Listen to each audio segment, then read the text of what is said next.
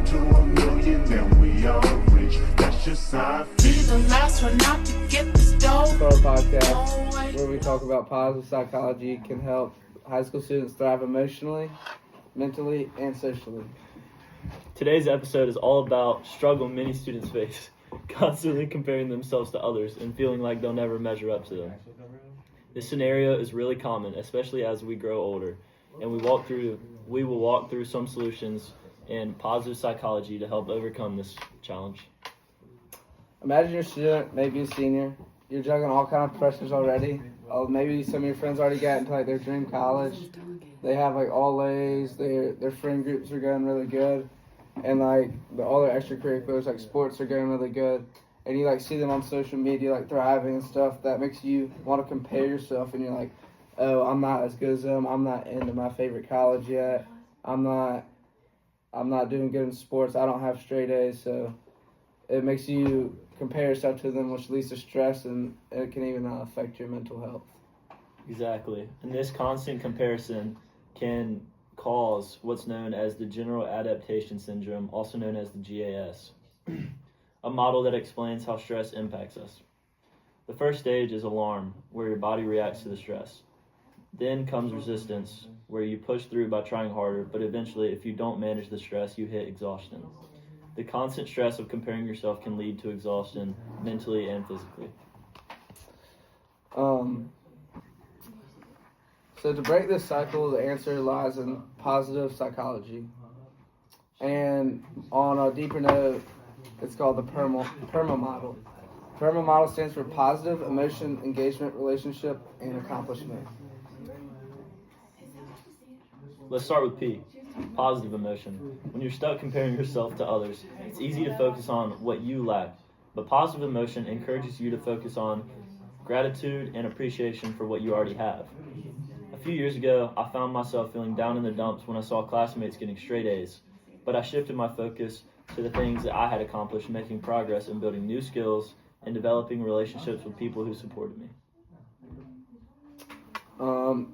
E, engagement. Engagement is about immersing yourself in activities that you enjoy.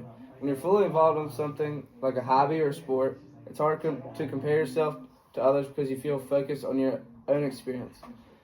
Whenever you're in a state of flow, you're not thinking about what everyone else is doing. You're just doing what you love. For me, in baseball, when I'm playing baseball, I'm in a flow. I don't feel like I have to compare myself to what others are doing because I'm just so in the moment and doing what I'm doing. Exactly. On to R, relationships. Building positive, meaningful relationships is key.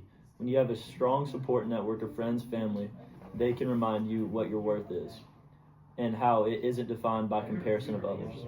I know when I felt the pressure of comparing my achievements to others, my friends helped me realize that it's not about matching others' accomplishments, but about following my own path and doing what's best for me. M is for meaning.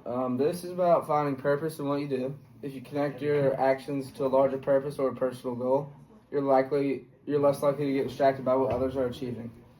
For example, going to colleges, you don't want to compare where you're going to colleges, or a better example for me is comparing your grades to friends.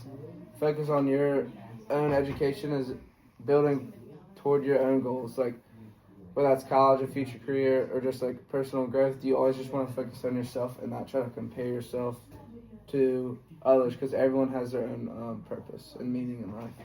And finally, A, accomplishment. It's so important to recognize and celebrate your own achievements.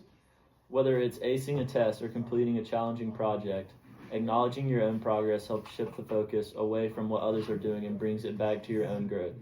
Celebrating small things that you have accomplished can really boost your self-esteem.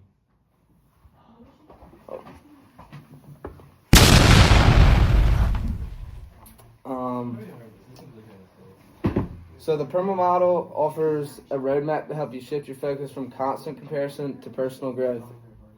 By using positive emotions, staying engaged, building strong relationships, finding meaning in what you do, and recognizing your accomplishments, you can break free from the exhausting cycle of comparison, which allows you to be free in life and have a lot less stress.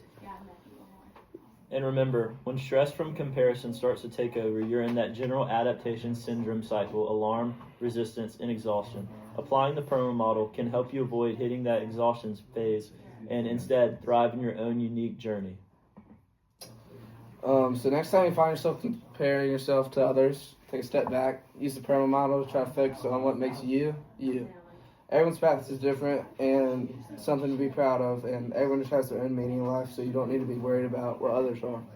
Thank you for tuning in to me and Charles's podcast today. We hope this episode gave you some tools to manage those comparison feelings and help you thrive. Remember, you're enough just the way you are. Isn't that right, Charles? Yes, Then it is. we Take all care. rich. That's just how I feel. Be the last one out to get the stove.